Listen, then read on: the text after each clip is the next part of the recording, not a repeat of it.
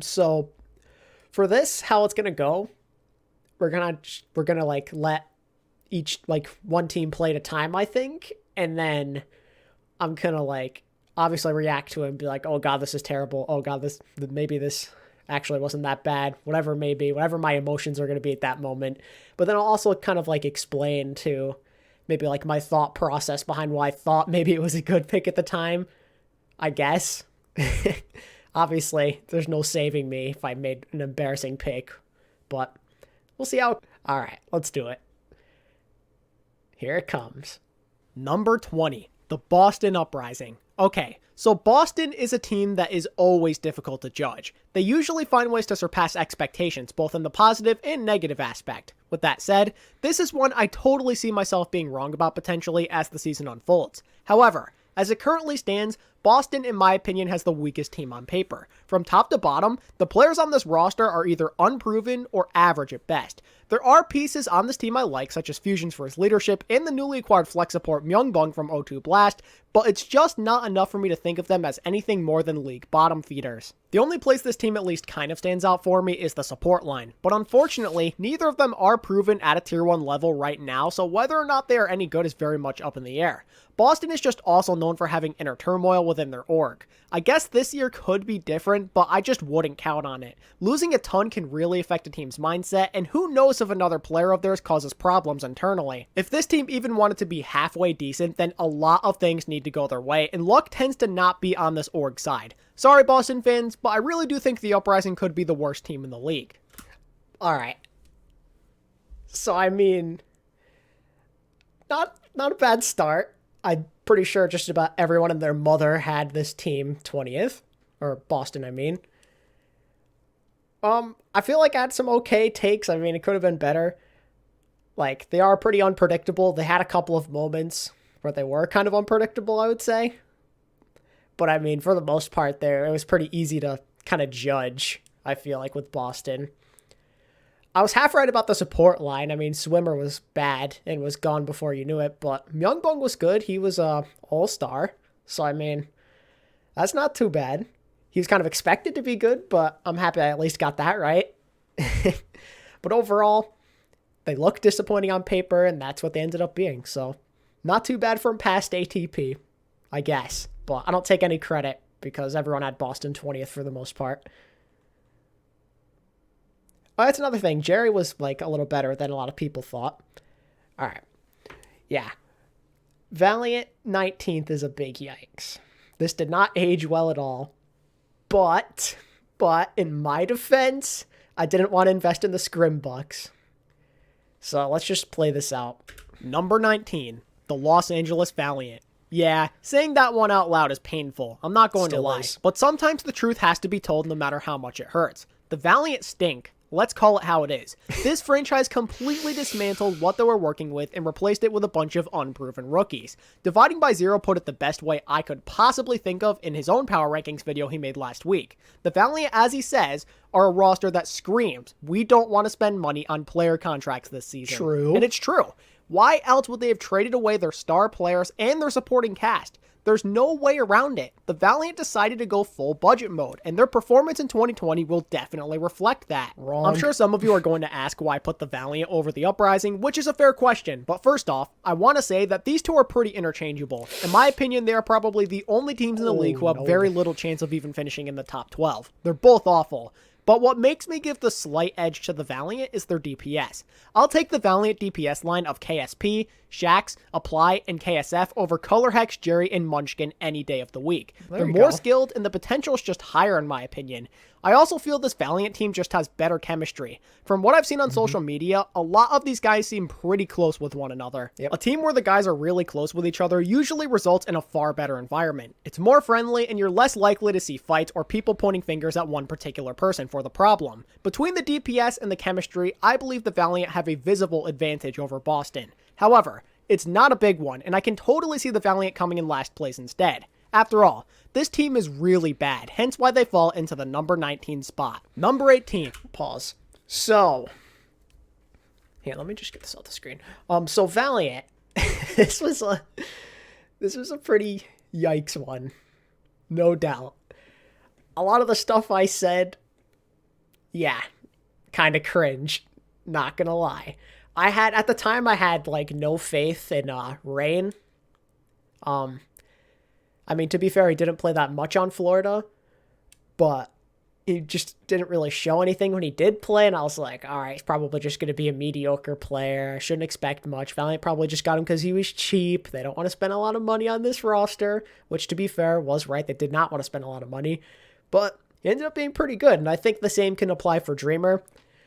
I thought he was just going to be, like, mediocre. He came out of Australian Contenders, like, that's not exactly a very prestigious place to reign from, or to hail from, rather. Yeah, the tank line wasn't really that confident in them myself. I saw this as a team that was, like, their attitude towards not wanting to spend big was going to, like, reflect in their play, but they made me eat my words. They really did. And I mean, to be fair, I'm happy. Like, of course, I'm embarrassed to get this take absolutely positively wrong for not believing in the Scrimbucks, but I'm still happy because they're my team. They ate my words and they did well, and they actually were a lot more enjoyable to watch than I ever thought they were going to be this year. So I'll take it. This is what I don't really mind being wrong about. Not at all. All right. Paris. Oh, this team is really bad, hence why they fall into the number 19 spot. Number 18, the Paris Eternal. Paris is kind of in a sad state, if I'm going to be honest. They were very busy over the offseason with all the upgrades they made, and yet I still can't find it in my heart to trust them. Unlike Boston or the Valiant, they do have some star power present. Soon has always been great, and I think the likes of Sparkle and maybe even Hanbin have a chance to be something special. Not to mention that their coaching staff is very promising. But even so, this team is just lacking. There's no other way to put it. As it currently stands, I have 3 main problems with the Paris Eternal. The first of which is the main tank position. I don't think I need to explain myself with Ben Best. He really isn't any good. And although Nosemite will be an upgrade, how much will he actually help? Like I've said in previous videos, I think that Nosemite definitely does deserve another chance at the Overwatch League level, since he was competing with Gushue for playtime last year. But the thing is, I just don't see him being anything more than average. Every time I watch Nosemite, I never find myself feeling impressed. And if Paris wants any chance of making the playoffs, then average just won't cut it. Issue number 2 for me lies within flex support. Some people will disagree with me here, but Hip and Gray are nothing special. They both have shown flashes here and there, but it never lasts seemingly, and in a league where every game is important, consistency is key. You have to show up when it matters, and I don't believe Hip or Gray is capable of doing this often. And finally, problem number 3 for me is how this team plans to survive without Sparkle. Your star flex DPS isn't available until the end of May. So how on earth does Paris plan to address this? Are you going to start Nico, or do you have something else in mind? Either way, I don't like their flex DPS situation very much until Sparkle gets there. Life without him could prove to be quite difficult, and when you factor in the other problems I have with Paris, it becomes pretty clear why I don't think very highly of them heading into 2020. Yikes. Yikes, yikes, yikes. That's all there really is to say. Pretty much everything I had to say about Paris was just wrong. Literally everything. Like, it's just pathetic, to be honest. I think after Paris really proved me wrong this year, it made me realize that I kind of just have to stop investing in past performances from players who maybe had, like, not so great seasons, like your Ben Best of the world and stuff, and just learn to give people second chances, especially when they have these better coaches, like a lot better. Like, Paris coaching just got unbelievably better compared to season 2, right? My day's going all right, Mo. I mean, I was kind of right about Hanbin and Sparkle turning out. I, for some reason, gave zero attention to Xe whatsoever. I'm not exactly sure why. I guess I wasn't that hyped about him at the time. You sure as hell proved me wrong as well, though, huh? Just Paris from top to bottom. Even, I guess, Gray and Hip in a way. They weren't that bad. Like, they weren't insane, but they actually weren't, like, awful. They weren't anti-clutch, if you will. They made plays when they had to. And another thing, I said that Paris were going to struggle until Sparkle got there, but literally, that could not have been any more wrong. They were good right from the start. They, like, had that hiccup against Toronto, and then they were good. They even got that upset against Philly, and that's when I kind of, like, came to the realization, yeah, Paris are kind of for real. I should probably give them the respect they deserve. Yeah, Nightbot is having a field day. I'm not exactly sure why. I have to, like, look at that after. All right, let's keep it going. Coming in at the 17th place spot is the London Spitfire. And I'll just say it right off the bat. Hold on. Actually got another one right. London finished 17th, I'm pretty sure, right? So, hey, we take those. I think London is better than some people are giving them credit for. I wouldn't go as far as saying they're serious contenders or anything, but I feel they could really surprise some people and maybe even sneak into the plans if things fall in their favor. But that is going to require a lot of good things to happen and probably some luck as well. They're ranked 17th for a reason after all. There's plenty of challenges for them to overcome. The primary one is developing their young and inexperienced roster. No player on this team has proved themselves yet. Since London took the Valiant approach of trading away all of their big stars and signing players for cheap, the coaching staff is facing a lot of pressure here. If they can't groom at least a handful of these young players into reliable playmakers, then the Spitfire stand no chance of finishing top 12 or higher. There's no way this team is relevant even if somebody like Krillin and or Glister turns out to be a star. They need more. But unfortunately, I just don't know how much more this roster has to offer. Some of their guys have little experience in contenders, and some have none at all. Sometimes these players do pan out, I will admit that, like with Fitz from the Dynasty, for example. But even so, it's still a big gamble, especially when you're taking on so many of these young players at once, and you can't focus on just developing like one or two of them. When I look at London, I see a team of mystery. Their future is very uncertain, and I feel there's a lot more that can go wrong than there is right. I want to believe in this London team, but right now it's just too risky. They have their work cut out for them if they want me to acknowledge them. Okay. So, I got the placing right. I don't think my takes were all that bad either. They had potential. I think they kind of showcased that at the beginning of the season. Like, I think they went on like a 3-game win streak or something like that. They were doing well when, before the pandemic hit. They even got a big one over Florida. A lot of their games were close, but they're still winning them. They reverse swept the Justice. So, like, they were showing that potential. And even Sanguinar was turning out kind of like how Fitz did the season before. But then APAC kind of just ruined them. They couldn't really find any wins. Like, they barely won at all. And that was it. APAC really screwed them. And I can't help but wonder what would have happened if they stayed in NA.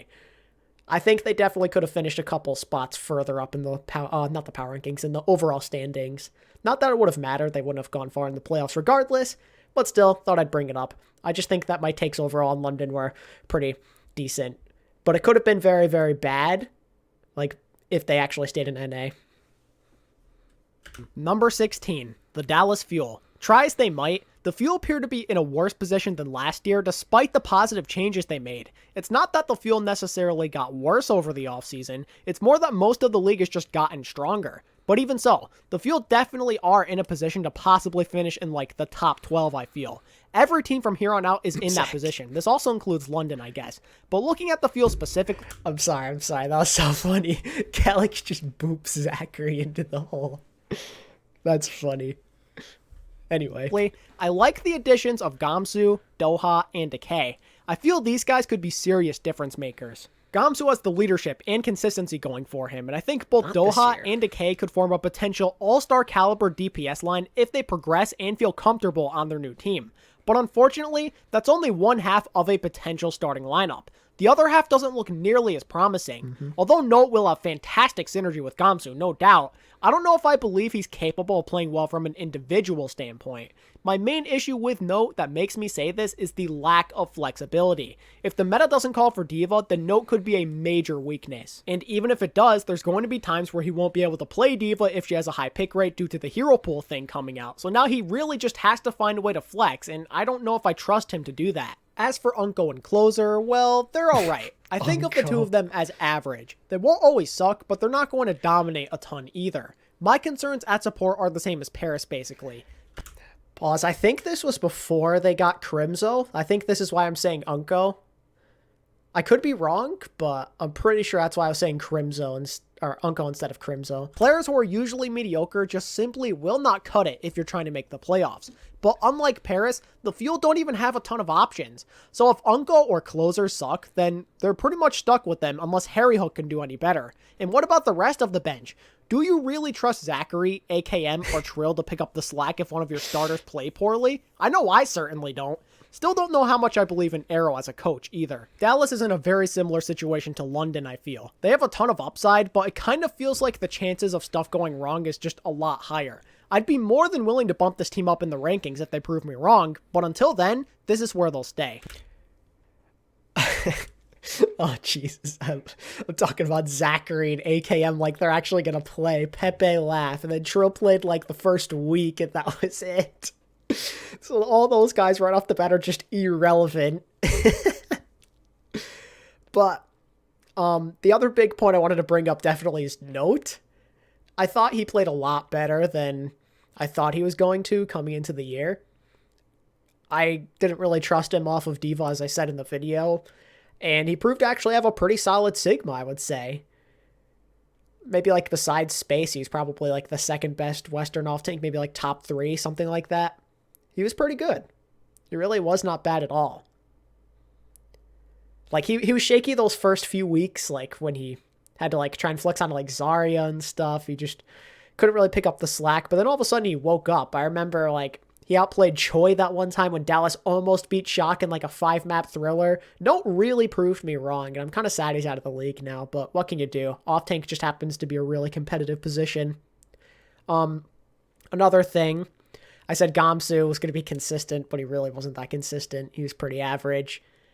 Then the DPS line, I feel like I had a pretty accurate take there. They kind of seemed like the strong point of the team at the time. I wasn't quite sure at the time if Decay would further develop and realize that potential we always knew he had. He ended up doing that. Obviously, my placing was a little bit off, but then Doha was pretty good too. So I'm relatively happy with my like takes on Dallas. It's just the like ranking itself wasn't where it needed to be, obviously, but not too bad. I would say that my Dallas takes were pretty all right. Number 15, the Toronto Defiant. Toronto's one of those teams that I can see either being much better than I anticipated or a lot worse. Their potential ranges that greatly, and that's mostly because there are factors that could really dictate this team's future. The big one I tend to think of is their new main tank, Beast. Back before Fusion University played in Korea, he was one of the better American main tanks in the game. But after getting dominated in Korean contenders recently, the perception on him has changed a bit, and now we're at the point where we don't know if it's okay to have faith in him anymore. I don't know if he has what it takes to be a starting caliber main tank in the... Pause. We got that one right, guys. Let's go. 3 for 5? Not that bad. I mean, it's going to get a lot worse from here on out, but we take those. We got Toronto right. Let's get it. The Overwatch League, and with him currently being the only player on Toronto at main tank, this is a monumental risk. If he can't hold his own, then this team will likely crumble. The other factor on my mind with this team has to do with consistency.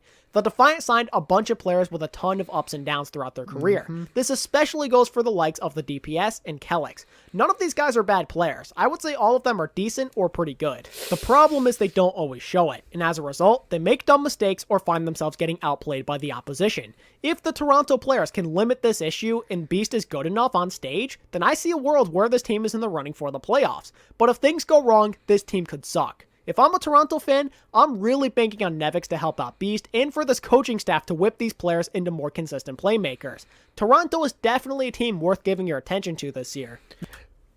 Pepe laughed. No, they weren't. So watching that, I think the big thing that just stood out for me was saying that their DPS and Kelix were all decent players or good players. Holy moly, what was I thinking there? Kelix was not good at all this year, or last year rather.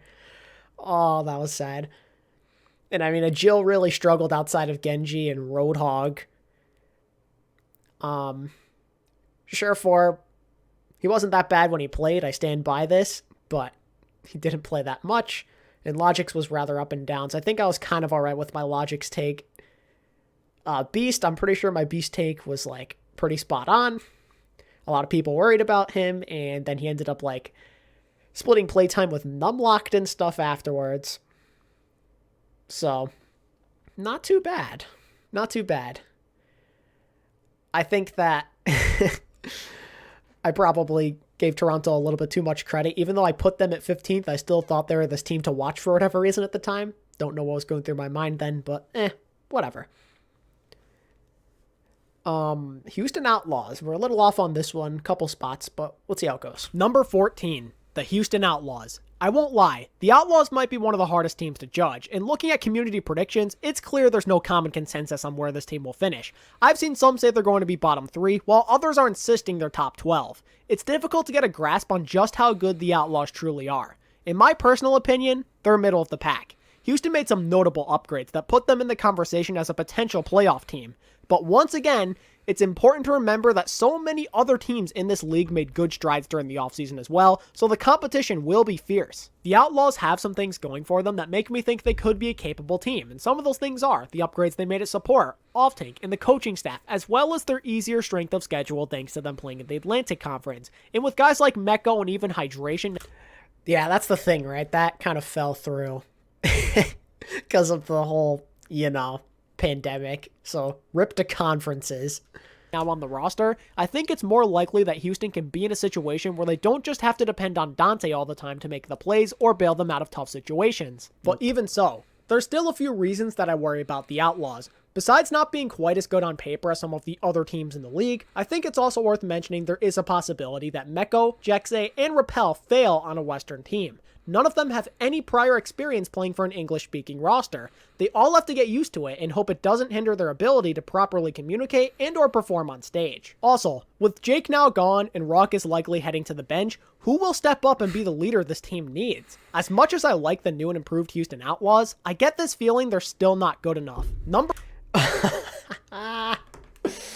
Oh, this was so bad. I had so much faith in Houston to be like an okay team. And they just let me down so hard. They even lost to Boston in the playoffs. I'm like, Ruckus is going to ride the bench this year. Nope. Psych. Ruckus is still going to play a lot. Screw you, Repel. We're not going to make up our mind about you playing full-time until Ruckus leaves us for Valorant. Oh, that was a big yikes. I was kind of right about Jexay. Jexay was good. And Repel was okay when he did play. What else do I have to say here? Mecco didn't really help out nearly as much as I thought. He was just all right. And I was so confident that Dante wouldn't have to break his back carrying as often, but I feel like nothing changed. So my Houston take was pretty bad.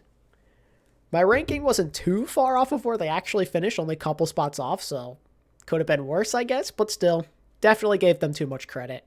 And now for, I would say this is a Pepe Laugh one coming up, but I was very, very cautious. I was optimistic but cautious about Florida.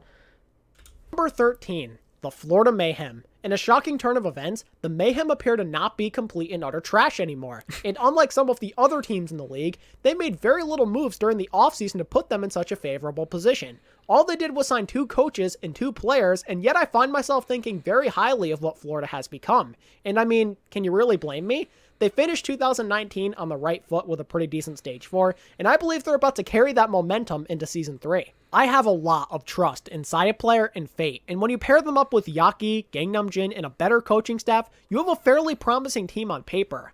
I have no doubt in my mind this will by far be the best team Florida has ever made, but there still are a few questions I have about them that keep me from placing them any higher.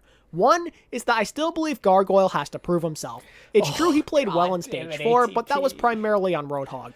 If he can perform this way in a different meta, then he'll earn my trust. The other main gripe I have with Florida is Chris. I don't know how I feel about him being the only main support on the roster currently. I've heard that Chris is crucial for the Mayhem in the comms, so perhaps he keeps the team together, but what I see in game from him leaves a lot to be desired. He reminds me almost of a worse version of Custa. I'm hoping that'll play better since the team around him is stronger and all, but as of this moment, I just don't believe in him.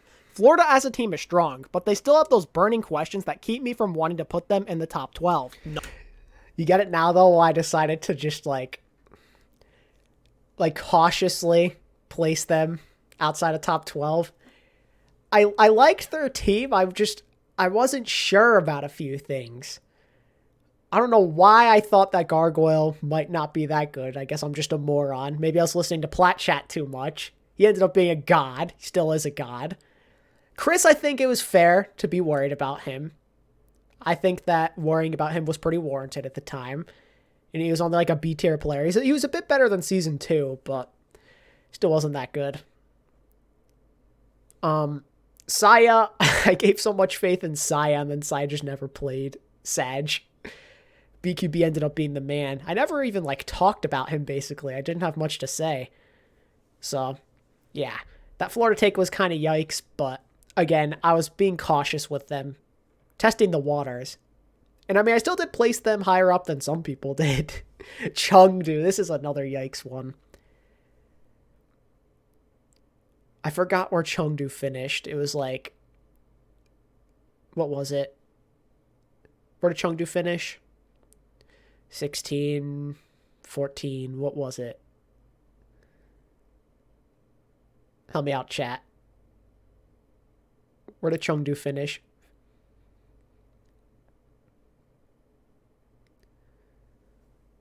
Because I honestly can't remember. 15? Alright, so I mean, 14? 15, 14? 14. 14, okay. So 2 spots off. That's not that bad. I kind of was... I thought Chengdu was going to be better than they were. At least slightly more consistent. Number 12. The Chengdu Hunters. This is like the consensus pick that many analysts seem to agree with me on. Like myself, many of them believe the Hunters to be top 12, or at least on the cusp of it. There's 2 common arguments as to why people think the Hunters won't be top 12 though. One is that they will struggle to find wins since teams will now have their chaotic playstyle figured out. The other is that being in the Pacific Conference will severely cripple the amounts of games they can win. While both of those arguments are fair, I disagree with them. I have one word for you that I think counters these arguments. Leave. I'm on the Leave hype train. I've been on it for a while now. He's a monster flex DPS, and I think he's going to answer all the calls for Chengdu's problems. Here's how I see it. The Hunters have suffered big time from consistency issues. This especially goes for their DPS. But Leave tends to perform well in-game, so he offers a potential solution to this. If they play around him, I don't even think the Hunters will need to constantly play off-meta comps. And with them adding a new main tank, the team won't have to feel as pressured to only play around Among's Wrecking Ball if he's not meta. I don't think there's a single bad player on this team. Everybody's average or better. If the Hunters figure it out, then they will probably perform above my expectations. And I think it's also worth pointing out that this new hero pool thing will probably promote a more chaotic style, and the Hunters love that type of stuff. They love coming up with the innovative strategies, so that might really suit them well. Now it's just all about working on the consistency, and I'm not 100% certain they'll figure this out, even if I do feel confident in them.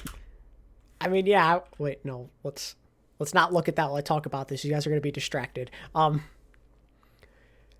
So, listening back to that, the thing that really just keeps sticking out in my mind is the whole everybody on their team is at least average. Holy moly, that was yikes. That was such a yikes take, because A-Take was so bad.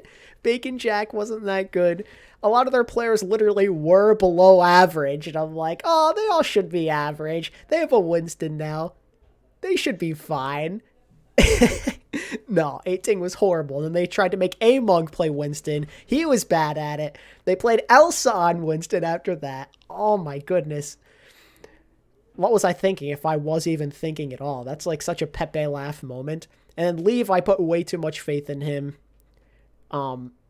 He kind of like, it took him a while to figure out his groove, sadly. Yikes.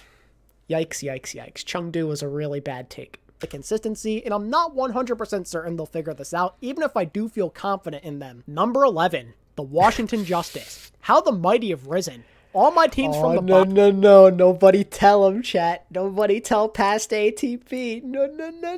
Nobody tell him. Oh my god. Bottom 3 at the beginning of last year find themselves being placed all in a row yet again, but this time they're in contention to make the playoffs. It's amazing what a year of time can do for you. The Justice, let's call it how it is, are straight up a pretty good team though. And at the center of it is Corey, who I think could be in the running to win the regular season MVP award this year. He's the type of guy who will win you a few games just by himself. He is that good. And along with him, you have his buddy Stratus, as well as a 6 support duo of Arc and Aim God. Those 4 in a starting lineup sounds really nice. I expect the Justice to be competitive, and I think they'll win a good amount of games. But what keeps me from considering them contenders is the tank line. It's not that I don't like Roar, Losich, and Elivote. It's more that I don't rate them highly as of this recording. Roar left a lot to be desired as the starter for the Gladiators last year, and both Losich and Elivote have yet to play a single game on the Overwatch League stage. Because I don't know what to expect from these guys, I'm a little concerned they could end up being a potential weakness that holds the Justice back from true contender status. If the tanks do prove to be serviceable though, then I think this team ends up being solid. But presently speaking, I see them as a potential liability, and that keeps me from rating the Justice as highly as I could have. Alright, time for the upper half of the ranking. Wow. I just don't even have any words for how horrible that was. First off, Arc and Aim got a good support duo. Woof. Oh, man. That's bad. I'm going to give myself some credit, though. I didn't have a lot of faith in Roar, and he ended up being pretty bad. Like, a bottom-tier main tank, so I'll take some credit for that, I suppose. It's the only thing I can, because Corey and Stratus weren't that good. Then they just left. And then, I mean, I was kind of right about them maybe going on a potential playoff push, but for all the wrong reasons. I didn't think they'd have a completely different team, full Korean with Decay carrying. I didn't think that was going to happen. Oh, jeez. That's so sad. So sad. I can't believe I put them that high. Looking back at it, I really should have put them a bit lower simply because they didn't have a lot of, like, bench presence, you know? They pretty much just had, like, a 7-man rotation because Losich was in visa hell forever, and he never even played a single second for the Justice, which is really depressing, by the way. And kicking it off at the number 10 spot is the Los Angeles Gladiators. I know a lot of people... Almost. What, one spot off? Gladiators finished, what, 9th, I think it was? So, I mean, not terrible. But my placement for them was, like, for all the wrong reasons, as you're about to find out. People are high on the Gladiators this year, but I just don't see it. Don't get me wrong. This team should be good. They certainly have the pieces needed to post a decent record, but they just don't impress me enough. At their best, I think they could make the playoffs through the play-in tournament. In my opinion, this team lives and dies by the DPS. They will be the deciding factor that dictates how far this team can go. They've got 2 rookies and Birdring to work with. Okay, so that's actually, like, not a bad take, I guess. It's going to get worse in a second, but I'm kind of right. The Glad's DPS kind of did dictate how well they could do in games. I'm thinking that maybe either Mira or Jaro could be pretty good, but nothing is guaranteed, obviously, and Birdring could certainly end up being a project. Can Deepay and the coaching staff help him more often than not play at his peak? And will Birdring be able to keep a level head that keeps him from quitting on his team? Those questions are just really difficult to answer. If it's hard to decide whether a player is reliable or just a liability, then there's a good reason to feel concerned about him and the team he plays for. Like I said earlier though, even if there are problems with the DPS, I think the Gladiators overall are still a relatively strong team. If OG looks more like the player from the first half of 2019, then him and Space will make for a solid tank line. And the consistent support line of Big Goose and Shaz has always been one you can rely on. And as a bonus, I think the coaching staff is great. The best way for me to describe this Gladiators team is by saying that they're good, but not quite at the level of great. Number 9. Wow. OG did not play up to that level. Yeah, I was pretty cautious about the Glads for that reason too, I suppose. But my Birdring take, I mean, I was a bit too worried about him. I didn't have enough faith in him, and I kind of regret that. It's not that bad, though. My Glad's take wasn't that bad, and I was only 1 spot off of where they finished. Shaz Goose reliable. Yeah, no, that was, yeah, that was a big yikes. I mean, Shaz was good. It's just Big Goose. Well, Shaz was decent, but Big Goose was really bad this year. Soul Dynasty.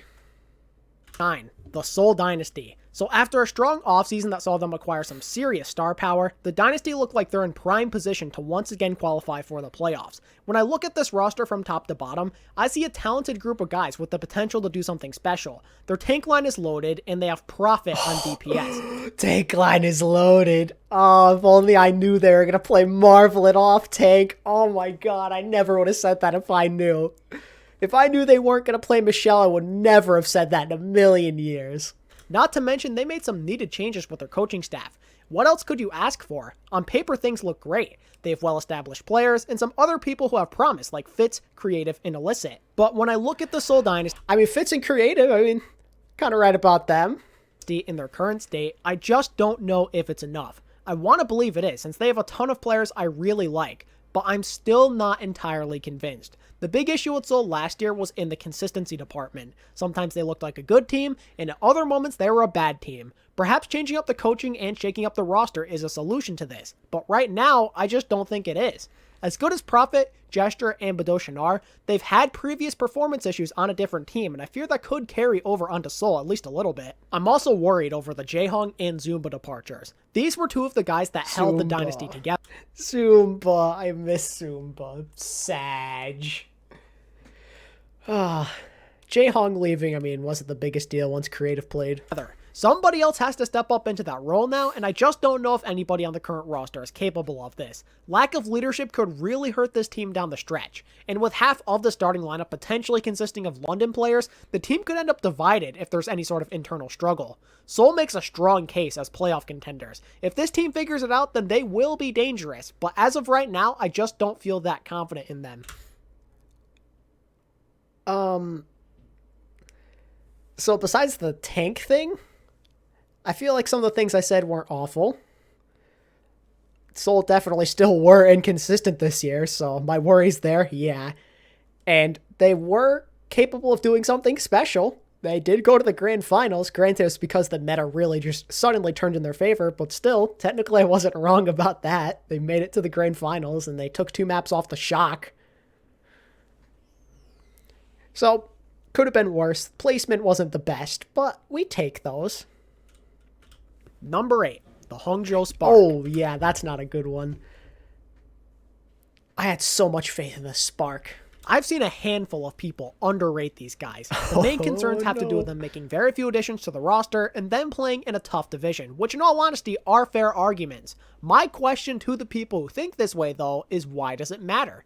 It's true that the Spark probably should have made a few other signings to further bolster the strength of this team, but why make significant changes to something that is already rather strong? The Spark were a damn good team last year, and I have no reason to believe that won't continue into 2020. They have a solid starting lineup. They still have their superstar main tank Gushui, and he'll likely be more comfortable than he ever has before playing under this team environment, and complementing him with Rhea should continue to work well. I'm also very excited to see Godsby, IDK, and Bebe in particular, as I believe they had a ton of bright spots as rookies last year, and I think they're going to continue to get better and better as the 2020 season progresses. Also, I think picking up a new promising support line out of China will only strengthen the Spark even further. My one knock on the Spark, though, is that they're lacking backups. Bazzi is only on a 2-way contract, so there's no way he could be a serious backup for Godsby and Adora. And he retired. Pepe left. And with Gushui, he currently has no backup under him at all, so he won't be taking any breaks. Burnout could play a strong role in 2020, so having backups on hand is crucial in my opinion. You need to ensure the well-being of your players.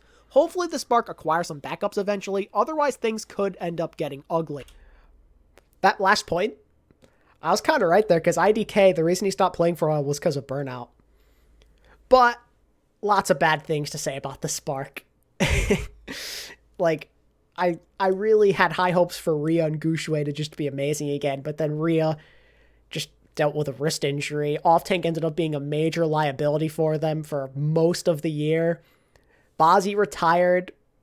Like, Bebe was not good. He was very, very average. Like, he was inconsistent in Season 2, but I thought maybe he'd learn, he'd get a little better, he'd develop, because, you know, the Spark had a pretty good year. They finished top 4 in the playoffs in in Season 2, 2019, but it just never happened. He just never developed, and he kind of just, like, stagnated with his progress. Architect wasn't even that great on the Spark either. Yeah, I agree. Yeah, so the Spark take, not too good. I had so much confidence in them. Number 7, the Guangzhou Charge. It feels weird to know that I ended up technically underrating them.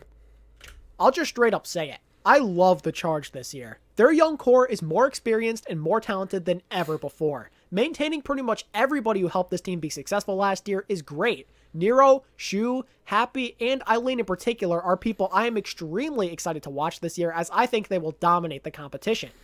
I was pretty on point with that Shu and Eileen take, huh? And as a bonus, you still do have Rio and your team captain Chara. While I don't think either of these guys are amazing, they certainly are dependable. They won't stand out a ton, but they're not going to really throw your games either. All those guys alone make for a scary team, but adding a veteran like Neptuno plus a few promising rookies in Krong and Waya only makes this team even more terrifying. WYA never even played. Pepe laugh. Neptuno's going to help this young team out a ton, and he offers an aggressive playmaker type of style. Oh no, he's not ATP. Neptuno's not going to do that at all. Also heard some really good things about both Krong and Waya and how they could become key contributors someday. The Charge are very much in the running to make the playoffs. They have everything they need to succeed. There's 2 things that I think hold the Charge back though. One is the loss of Hoppa, who I think was a very important member of last year's team thanks to his flexibility and reliability. The other is that I simply don't think they match some of the other teams I have ahead of them in the rankings. No disrespect to the Charge, I think they're great, but I don't quite think they're ready to be called title contenders just yet. Oh my... Hotba! Oh, I said it was bad they lost Hotba. Ah. Yikes. I said that Hotba was going to be a big loss, but instead it was the best thing that could have ever happened to them because he played so bad this year. And then Krong was so good. He was an MVP candidate. He was one of the best Sigmas in the Overwatch League. He's one of the best off-tanks in general. Ugh, when's the 2021 power rankings? Probably not for at least another month or 2. Again, though, my Eileen and Shu takes were good. They were both really good players this year, so I'll take some credit for that. I just think that it's so funny that, like, at the time, a lot of people thought I was, like, maybe overrating the Charge slightly, but they ended up being even better than where I had them. So I feel like I should take a tiny bit of credit for having a lot of faith in them, because they ended up having a good season besides the playoffs, of course. Eileen is still good. Yeah, I agree. Eileen's solid. I think they're great, but I don't quite think they're ready to be called title contenders just yet. Number 6, the Vancouver Titans. Not gonna lie, it feels weird placing a team of this caliber this far down. But after the way things have gone down over the last couple If only you knew, ATP. If only you knew, dude. of months, I'm left with no other choice. Theoretically, there is a world where this team succeeds and plays at the level we all know they can, but the chances of this all blowing up in their faces is fairly high. Oh, I didn't know at the time, guys. Oh, I didn't know how right I was at the time when I said this. Oh my god, it blew up even worse than I thought, too. That's crazy. Getting rid of Bumper, who has been with guys like Hoxel and Stitch since 2016, is a huge loss. I know it's up for debate on where Bumper ranks among main tanks in the league, but it goes without saying that he was a very valuable asset when it comes to being a team leader. Getting rid of him plus TZ, then signing. I heard that Bumper caused problems internally, though, so not entirely true. Fissure is a giant gamble. Everywhere Fissure goes, trouble seems to follow. The Yep. guys get to play a full season for a single team. Yep. Let's call it how it is. Fissure has an ego. He likes to call the shots, and he likes to be the one in charge. Not so much this year, though, to be fair.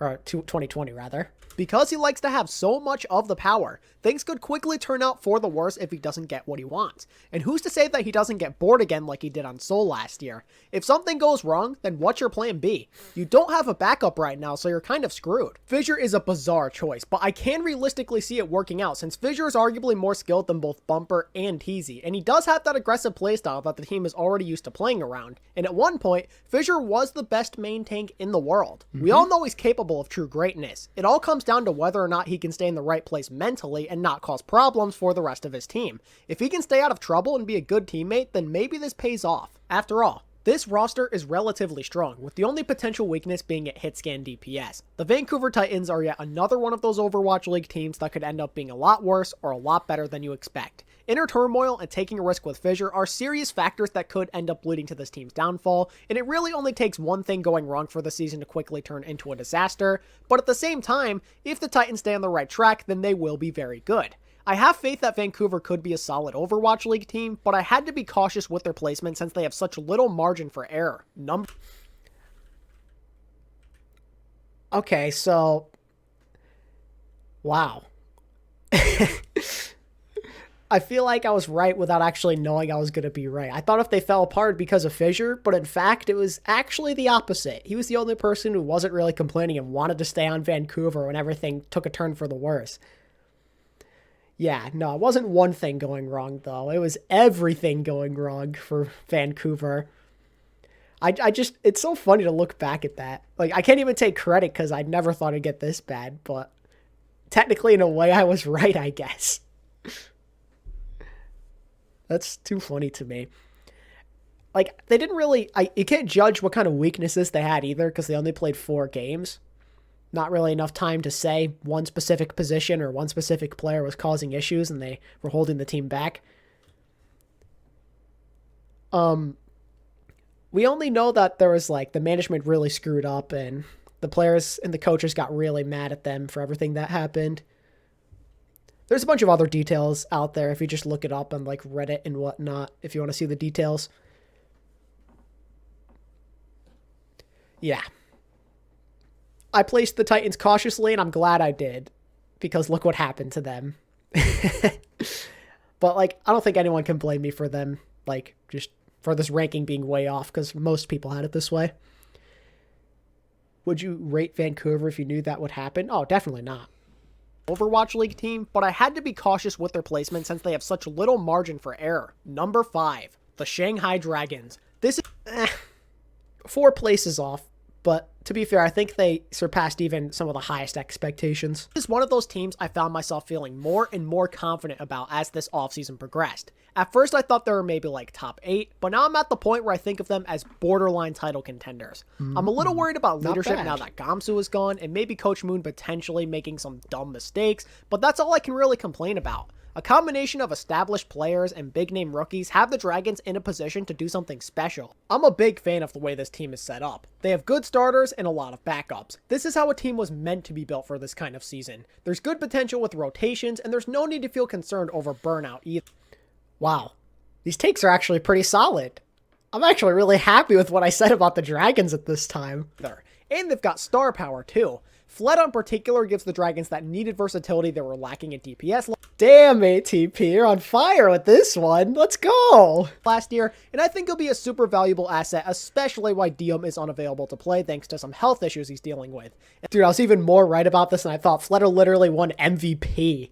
Damn, dude. And let's not forget they still have Ding as well. Also, Ding, I think some people are sleeping on the likes of Void, Lee Jae Gong, and either Izayaki or Luffy, depending on who gets. You hear that, guys? Sleeping on Void. I am on fire with this, dude. The start. I'm expecting all of these guys to be solid. The one thing you could maybe get on the Dragons for is main tank, but I have the mindset that the Dragons will figure that out. Bro. What? What the hell is wrong with me? How did I get the Dragons so good? Look out for Shanghai, folks. They're no joke. Dang, ATP. Let's go, dude. That was actually a sick take. That might have been the best take I've ever had in a power rankings thing, like, ever. Jesus Christ. That was actually so good, dude. I said Fleta was going to be valuable. He won MVP. I said people are sleeping on Void and Izayaki. They're both good. I'm so happy. Not like the placing was not the best, but dang. I said they're potential title contenders. They have a lot of solid players. They have good roster depth. All that stuff came true, dude. Let's get it. Let's get it. No one can take this away from me. This is a good take for once in my pathetic life. All right. Now let's move on to more Pepe laughs, shall we? Number 4, the Philadelphia Fusion. I know my Fusion doubters are going to be screaming at me for this placement, but I'm giving into temptation. I honestly believe the Fusion have built themselves a pretty legit roster this year. The offseason acquisitions are really nice. Alarm, Funny Astro, and Fury will make this team better. I have a lot of faith in the 3 of those guys to help turn the Fusion back into the competitors they once were. And I know Carpe's coming off a not so great second year, but I believe he's about to turn it all around in 2020. And even if he does struggle still, I think their new rookie hit scan Hisu could serve as a solution for that, and the same could be said with EQO. All right, not bad so far. I think he's due for a bounce back year, but if not, there's always Ivy, who could be a lot better than some fans think. What, dude? Did I really think that Ivy was going to be decent at the time? Damn. The only thing that scares me with the Fusion is Sato. The Fusion are still putting so much of their faith in him, and that could end up being a huge mistake if we see a repeat of what happened in 2019. The good news for Sato, though, is that he probably won't be playing nearly as much Rein, which is the one hero he was really bad on. Sato doesn't have to be great. There's so much star power surrounding him. I see it like this. All he has to do is hold his own or have his weaknesses get covered up by his teammates, and he should do just fine. Like with Shanghai, the Fusion are borderline title contenders in my opinion. Against most teams in the league, Sato probably won't be an issue. But I do have this feeling he'll get exploited whenever the Fusion play against any team of elite status. But even so, the Fusion have done a great job retooling, and I'm looking forward to seeing what they could accomplish. Oh, don't ignore that for now. Oh my god. Not that bad besides the Sato take, huh? I thought Carpe was going to play better this year. He was an MVP candidate. I thought that Ivy was not getting enough credit. He was pretty good, one of the better flex DPS. I thought that Fury Alarm and Funny Astro were going to, like, propel this team into a much better place than they were. And I mean, to be fair with the Sato thing, I mean, like, I feel like he didn't play amazing in, like, the Final Four, but that's about the only time he didn't play that well. I was, like, so worried about his Rein, but his Rein was sick this year. In my opinion, he's, like, literally neck and neck with Super for the best Rein of Season 3. Like, that Sato take was so bad. And I feel so bad for not realizing he was going to be a lot better. Not too bad. Not as good as the Shanghai, but this is another good take from me. I thought a lot of people thought Philly were going to choke again, and I didn't really like that, so I wanted to put them high up.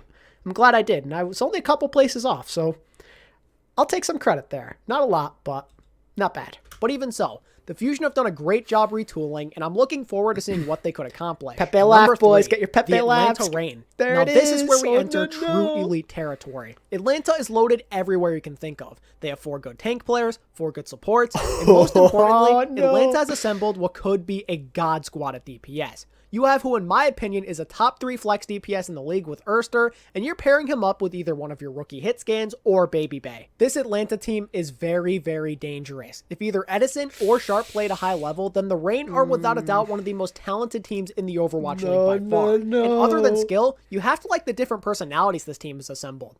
They have their hype man, they've got leadership, and just a chill group of guys who probably won't cause problems. In my eyes, the Atlanta Reign are title contenders. They possess everything needed to succeed, and I'm expecting them to win a ton of games. Oh, no. Nobody tell him. Nobody tell him, guys. Nobody tell him. Woof, that was a bad one. I knew that was going to be bad. To be fair, though, in my defense, a lot of people thought Atlanta were going to be relatively good. Not everybody. Some people doubted them. But just in my defense, it doesn't change the fact that it's a horrible take. I thought the support line was good, but they were not good. They were bad. I thought the tanks were going to be solid because I was happy with how Gator and Hawk played in contenders. I still, of course, loved Pokepo. I thought Erster was going to be a menace. He was going to have like an MVP-like season. But then, yeah, he pretty much didn't play that much. It was a GG. And I wasn't even expecting Baby Bay to play as much as he did. My Atlanta take was just bad all around. Literally, there was nothing good about this take I had about Atlanta. Nothing good. Like, just so bad. This was easily one of my worst takes on here. It's like top 3, I think, with Valiant and Paris. Those are like my 3 worst ones. Because Atlanta finished what? I had them 3rd, and they finished like, what, 11th or whatever? Or 12th? 13? It was really bad. Yeah. Not good. Number 2, the NYXL. Yikes. New York is... It feels so weird saying that because New York's usually like one of those surefire teams who does well. I mean, to be fair, they actually didn't have a bad season. They finished 7th place. but that's like below the typical NYXL standards. Pretty used to being title contenders, then coming up short. But I honestly think this year could be different. Nobody and the tell reason them. I say that is because of the major changes they made. Their new head coach, IMT, pushed the NYXL to change their playstyle during the playoffs, and with the additions of Hoppa, Who Are You, and Manu, this new and more aggressive playstyle is likely to make a return. With the exception of Mecca, who joined the Outlaws, they'll be joining a solid core that has not changed much compared to last year. The NYXL boasts one of the most talented rosters in the league once again, and I believe they'll be a completely different team this year, which I mean in the best way possible. Their talent and different philosophy on how to play the game should give just about any other team in the league a real challenge. I'm not trying to guarantee anything here, but this finally might be the NYXL's year. And finally, oh my god, I was right about one thing. They definitely were different. A lot different than previous years, but not in the good way. They were way more inconsistent. They were actually so much worse than their previous 2 seasons. Woof, there was so much bad stuff. I was on the IMT hype train because I was really happy with how NYXL played in the playoffs, but he ended up sucking. Hoppa, we already talked about it. He was garbage this year.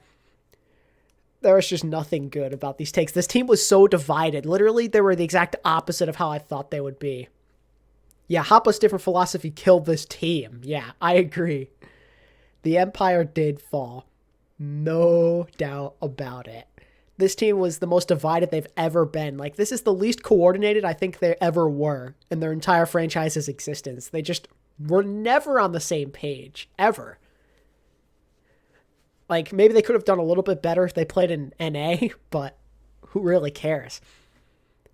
In all fairness, they did almost make Final Four, but that's not that much of an achievement, I feel like, because they played in APAC, which means less games you have to win to get there. Remember when Hoppa was good? Pepe laugh. Yeah, it's pretty sad.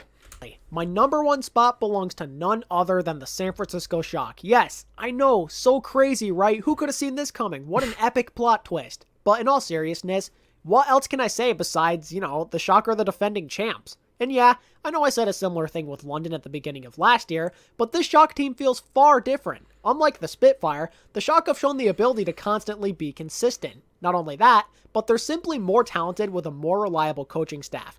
And because of how deep their roster is, the Shock can deal with any situation. When you have a top-tier player at every position, you don't have to worry about struggling with a specific meta. That's for sure. And because these guys are so flexible, the newly added hero pools will not be a problem either. Nope. The Shock are just too powerful. They're equipped to get through anything that comes their way. I really have no other choice but to put them at number 1. They're still the team to beat. There's currently no visible weakness to exploit. Everything about them screams domination and future dynasty. They have the reigning MVP Sinatra. They have the superstar off-tank Choi Yobin, who are both in the running for best player in the world. The Shock are just way too good to not succeed.